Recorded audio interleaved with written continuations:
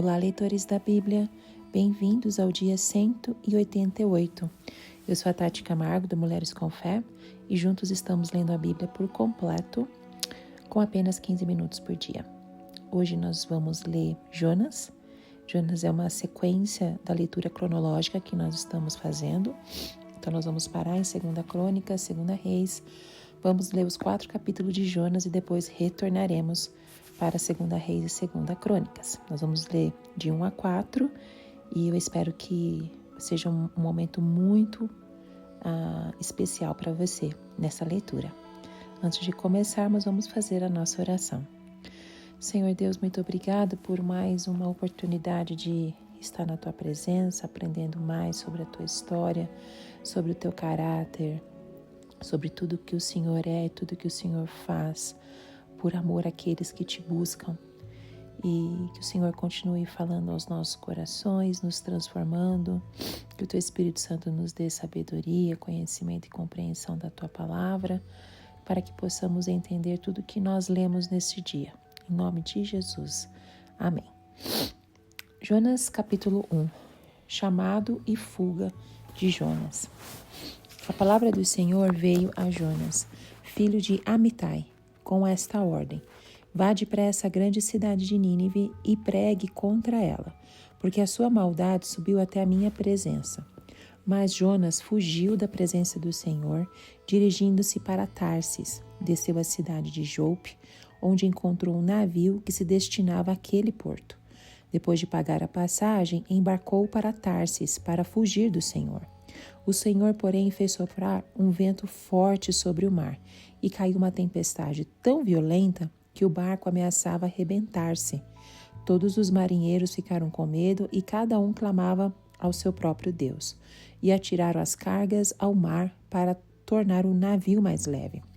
Enquanto isso, Jonas, que tinha descido ao porão e se deitara, dormia profundamente. O capitão dirigiu-se a ele e disse: como você pode ficar aí dormindo?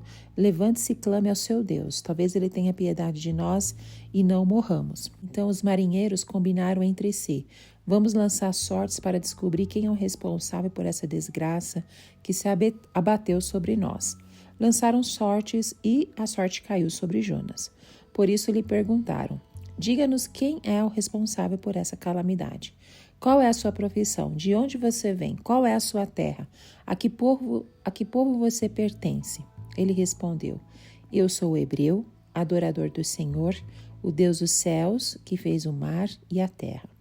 Então os homens ficaram apavorados e perguntaram: o que foi que você fez? Pois sabiam que Jonas estava fugindo do Senhor, porque ele já lhes tinha dito. Visto que o mar estava cada vez mais agitado, eles lhe perguntaram: o que devemos fazer com você para que o mar se acalme? Respondeu ele: pegue-me e jogue-me ao mar, e ele se acalmará.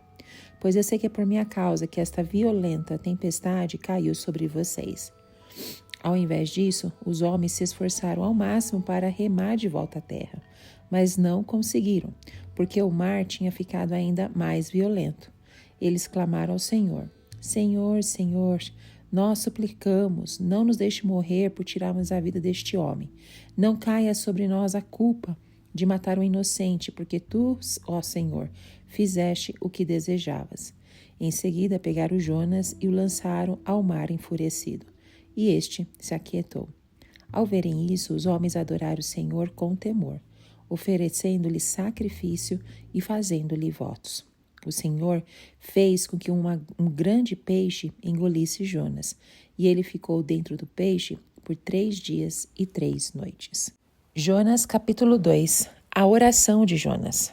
Dentro do peixe, Jonas orou ao Senhor, o seu Deus, e disse: em meu desespero, clamei ao Senhor, e ele me respondeu. Do ventre da morte, gritei por socorro, e ouviste o meu clamor. Jogaste-me nas profundezas, no coração dos mares. Correntezas formavam um turbilhão ao meu redor. Todas as tuas ondas e vagas passaram sobre mim. Eu disse: fui expulso da tua presença, contudo, olharei de novo para o teu santo templo. As águas agitadas me envolveram, o abismo me cercou. As algas marinhas se enrolaram em minha cabeça. Afundei até chegar aos fundamentos dos montes, a terra embaixo, cujas trancas me aprisionaram para sempre. Mas tu trouxeste a minha vida de volta da sepultura. Ó Senhor meu Deus, quando a minha vida já se apagava, eu me lembrei de ti, Senhor, e a minha oração subiu a ti, ao seu santo templo. Aqueles que acreditam em ídolos inúteis desprezam a misericórdia, mas eu, com um cântico de gratidão, oferecerei sacrifício a ti. O que eu prometi, cumprirei totalmente. A salvação vem do Senhor. E o Senhor deu ordens ao peixe, e ele vomitou Jonatas em terra firme. Jonas capítulo 3. O arrependimento de Nínive. A palavra do Senhor veio a Jonas pela segunda vez com esta ordem: vá à grande cidade de Nínive e pregue contra ela a mensagem que eu lhe darei. Jonas obedeceu à palavra do Senhor e foi para Nínive. Era uma cidade muito grande, sendo necessários 3 dias para percorrê-la. Jonas entrou na cidade e a percorreu durante um dia, proclamando: daqui a 40 dias Nínive será destruída. Os ninivitas creram em Deus, proclamaram um jejum e todos eles, do maior ao menor, vestiram-se de pano de saco. Quando as notícias chegaram ao rei de Nínive, ele se levantou do trono, tirou o manto real, vestiu-se de pano de saco e sentou-se sobre cinza. Então fez uma proclamação em Nínive: por decreto do rei e de seus nobres, não é permitido a nenhum homem ou animal, bois ou ovelhas, provar a coisa alguma, não comam nem bebam. Cubram-se de pano de saco, homens e animais, e todos clamem a Deus com todas as suas forças. Deixem os maus caminhos e a violência. Talvez Deus se arrependa e abandone a sua ira e não sejamos destruídos. Tendo em vista o que eles fizeram e como abandonaram os seus maus caminhos, Deus se arrependeu e não os destruiu como tinha ameaçado. Jonas capítulo 4. A ira de Jonas.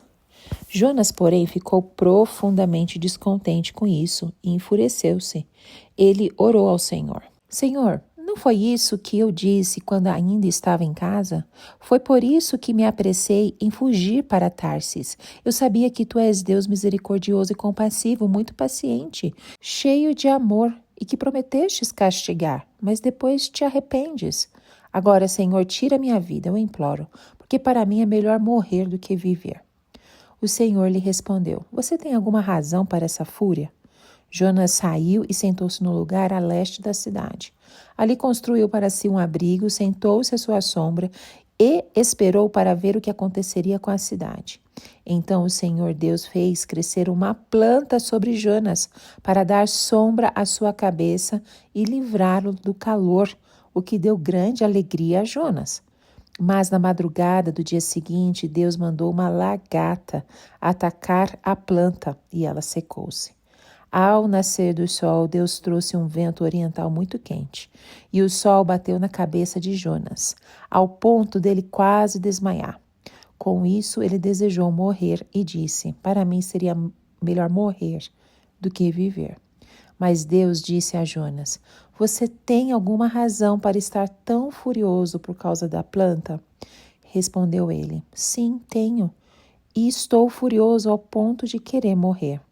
Mas o Senhor lhe disse: você tem pena dessa planta, embora não a tenha podado nem a tenha feito crescer. Ela nasceu numa noite e numa noite morreu. Contudo, Nínive tem mais de 120 mil pessoas que não sabem nem distinguir a mão direita da esquerda, além de muitos rebanhos. Não deveria eu ter pena desta grande cidade? Amém. Bom, o livro de Jonas tem tantos outros detalhes, às vezes a gente só se apega aqui, Deus ficou bravo com ele foi engolido pelo peixe, enfim, a gente se foca só nisso e tem tantos outros detalhes da ação de Deus envolvido nesses 4 capítulos, né? Então vamos entender mais um pouco. Este livro é um relato sobre um profeta judeu que foi enviado por Deus para pregar em Nínive, a grande cidade da Síria. A mensagem que ele deveria pregar era de condenação, pois a maldade e a violência dos ninivitas haviam chegado ao conhecimento de Deus. Mas, em vez de obedecer, no capítulo 1, nós já vemos que o profeta fugiu na direção oposta do mar, embarcando em um navio com destino a Tarsis.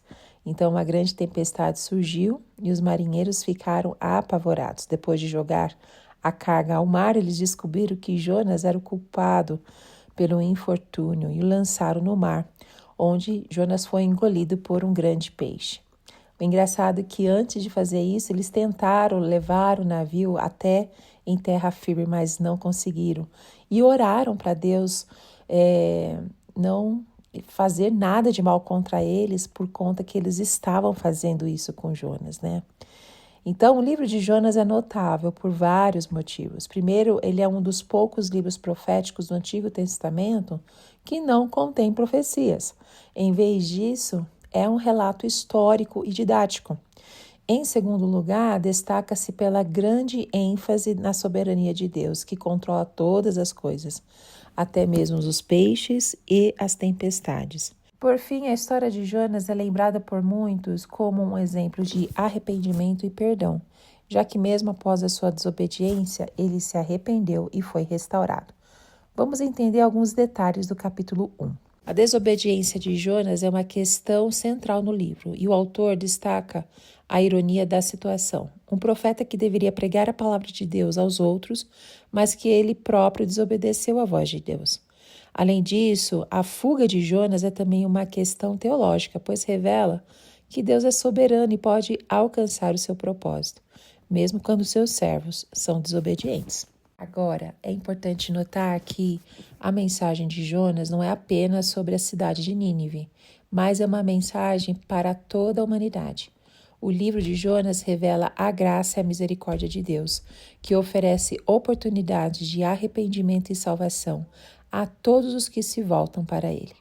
O chamado de Jonas para pregar contra Nínive é um lembrete para todos nós de que devemos obedecer à voz de Deus, proclamar sua palavra e buscar a salvação das pessoas em todos os lugares. Vamos falar sobre as consequências da desobediência de Jonas. Deus enviou um vento forte sobre o mar que causou grande tempestade.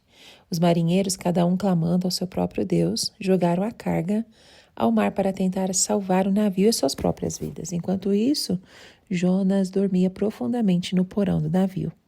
Quando o capitão acordou Jonas e pediu que ele orasse ao seu Deus, Jonas admitiu que estava fugindo da presença do Senhor e da missão que Deus lhe havia dado a pregar em Nínive. Os marinheiros ficaram aterrorizados ao ouvir isso e perguntaram a Jonas o que deveriam fazer para acalmar o mar. Jonas disse que eles deveriam jogá-lo no mar e o mar se acalmaria. No entanto, os marinheiros tentaram remar de volta para a costa, como eu disse anteriormente, mas a tempestade só piorou. Finalmente eles oraram ao Senhor e jogaram Jonas no mar, que, de repente, se acalmou. O Senhor, porém, mandou ao mar um grande peixe para que tragasse a Jonas. E esteve Jonas 3 dias e 3 noites nas entranhas do peixe. Esse versículo é o clímax do capítulo e deixa o leitor ansioso para descobrir o que acontecerá a seguir com Jonas. No entanto, também oferece uma importante mensagem teológica. Primeiramente, o fato de Deus ter enviado um grande peixe para engolir Jonas mostra seu poder soberano sobre todas as coisas. Nenhum outro Deus ou força natural poderia ter controlado um animal tão grande e feito com que ele cumprisse a sua vontade. Deus é capaz de usar a natureza para realizar seus propósitos e, nesse caso, usou o peixe para salvar a vida de Jonas. Jonas capítulo 2 relata a oração dele, enquanto ele estava no estômago do grande peixe. No entanto, essa oração não era um pedido de libertação, mas um salmo de agradecimento a Deus por ter o salvado da morte por afogamento, usando um peixe. Jonas louvou a Deus por sua misericórdia insondável e por ter o livrado da sepultura. O capítulo começa com essa breve introdução do texto em que Jonas fez a sua oração e em seguida segue para a própria oração, que é composta de 3 partes. A primeira é o resumo da experiência de Jonas, a segunda é uma descrição de seu sofrimento e da salvação graciosa de Deus, e a terceira é uma expressão da sua gratidão a Deus e seu compromisso de obedecer ao Senhor. Além disso, esse capítulo de Jonas corresponde em vários aspectos ao capítulo 1, pois ambos falam sobre a experiência do profeta e a intervenção de Deus em sua vida. Também nos mostra como Deus respondeu ao clamor de Jonas por ajuda e como ele usa meios inesperados para realizar os seus propósitos. Bom, no capítulo 3, Jonas obedece a Deus. Deus novamente comissiona ele a pregar a mensagem que ele irá fornecer. A cidade de Nínive é descrita como uma grande cidade, cercada por uma parede interna e uma parede externa, e os habitantes de Nínive respondem positivamente à pregação de Jonas. O rei de Nínive e seu povo se arrependem e mostram sua contrição por meio de jejum e do uso do saco. Deus, por sua vez, relutantemente se arrepende de sua ameaça de destruição da cidade. Esse capítulo ilustra a disposição de Deus em perdoar os pecadores que se arrependem e destaca a importância do arrependimento genuíno e da obediência aos mandamentos de Deus. Embora haja dúvidas sobre a autenticidade histórica dos eventos descritos nesse capítulo, sua mensagem é clara e atemporal. A história de Jonas nos lembra que Deus é misericordioso e está disposto a perdoar aqueles que se voltam para Ele em arrependimento e obediência, independentemente da sua origem ou da sua história. E o capítulo 4, o último capítulo do livro de Jonas e deste áudio, apresenta a resposta de Jonas à salvação da cidade de Nínive, que ele havia previsto que seria destruída por Deus. Jonas ficou extremamente irritado com a misericórdia de Deus para com a cidade e chegou a desejar a própria morte. Ele confessou que fugiu para Tarsis anteriormente porque não queria que os ninivitas fossem salvos da destruição. A atitude de Jonas refletiu a falta de preocupação de Israel com as formas e as misericórdias de Deus. O capítulo mostra como Jonas teve uma atitude egoísta e patriota em relação ao julgamento de Deus e como essa atitude simbolizou a nação de Israel. Deus então preparou uma ilustração para Jonas, para fazê-lo entender o que realmente importava para ele. Deus forneceu uma planta que cresceu rapidamente e forneceu sombra para Jonas. E Jonas ficou muito feliz. No entanto, Deus então enviou um verme para destruir a planta, deixando Jonas com calor e sem abrigo. Deus explicou que Jonas se preocupava mais com a planta do que com a cidade de Nínive, que abrigava mais de 120.000 pessoas. O capítulo termina com Deus desafiando Jonas a refletir sobre a profundidade da sua compaixão e amor pelos seres humanos. Amém. Terminamos por aqui e espero que tenha feito muito sentido para você essa leitura. Nós devemos nos lembrar que Jonas, ele foi enviado por Deus para pregar a mensagem de salvação aos ninivitas. Isso reflete o amor de Deus por todas as pessoas, independentemente da sua origem ou comportamento. Isso nos lembra de Jesus Cristo, que também veio para salvar os perdidos, buscar e salvar os perdidos, independentemente de sua raça, cultura ou pecado. Como cristãos, devemos seguir o exemplo de Jesus e compartilhar o Evangelho com todos, independentemente das diferenças que possamos ter. A história de Jonas nos mostra a importância da compaixão e misericórdia. Deus se preocupa com todas as pessoas e deseja que todos se arrependam e sejam salvos. Isso nos lembra de que, como cristãos, devemos ter compaixão e misericórdia pelos outros, especialmente pelos necessitados. Devemos ser imitadores de Cristo e seguir seu exemplo de amar e cuidar dos outros. Finalmente, a história de Jonas nos lembra o quanto que Deus é justo e cheio de poder. Mesmo quando não entendemos ou concordamos com as ações de Deus, devemos confiar em sua sabedoria e bondade. Como cristãos, devemos lembrar que Deus está no controle de todas as coisas, que Ele tem um plano e um propósito para tudo o que acontece em nossas vidas. Possamos seguir o exemplo de Jesus e ser luz no mundo, espalhando a mensagem de salvação e amor de Deus para todos. Amém? Que Deus continue falando ao seu coração. Não esqueça de seguir o Mulheres com Fé, @oficial no Instagram.